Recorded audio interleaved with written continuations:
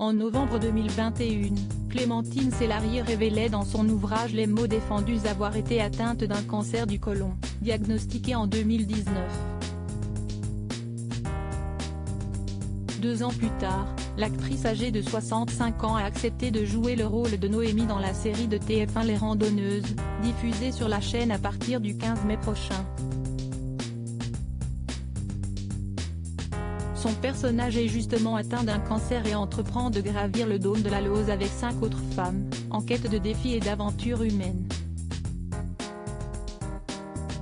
Avec mes copines comédiennes et le réalisateur Frédéric Bert, qui nous a entourés de toute sa tendresse, ce tournage a été pour tout le monde un engagement total. Ayant connu le cancer et la chimiothérapie, pour moi, c'est aussi un miracle, a confié la comédienne à Télé Loisirs ce 8 mai. Clémentine Célarié a obtenu le prix de la meilleure actrice au festival Sérimania en mars dernier pour son jeu dans la série.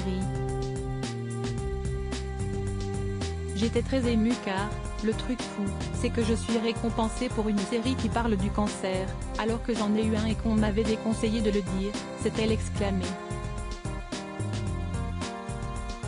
Pour la mère d'Abraham, Gustave Eba Le Tazar, il est primordial de libérer la parole autour de la maladie, il faut en parler, ne pas s'enfoncer dans la solitude, prononcer le mot sans tabou. Le cancer, ce n'est pas la mort, c'est le combat. À l'époque, j'aurais adoré pouvoir dire, j'ai un cancer, une chimio mais ça va super.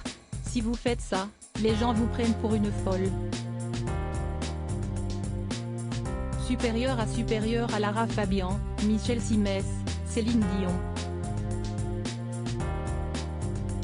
Les stars qui ont brisé le tabou de la maladie en 2022. La menace d'une récidive, une épée de Damoclès. Invitée dans l'émission En Aparté le 3 mai dernier, Clémentine Célarié évoquait la période de rémission qui a suivi la chimiothérapie ainsi que le risque de rechute. Vous avez un casier judiciaire, un casier sanitaire, on pourrait dire. De toute façon, il y a toujours une épée de Damoclès, même après 5 ans. Pour pallier à la menace d'une récidive du cancer, l'actrice s'adonne entièrement aux arts, qui l'aident à surmonter les épreuves de sa vie. Depuis toujours, mon défi, c'est atteindre la beauté. Quand j'étais malade, le rêve et l'imagination m'ont beaucoup aidé, toujours avoir un projet.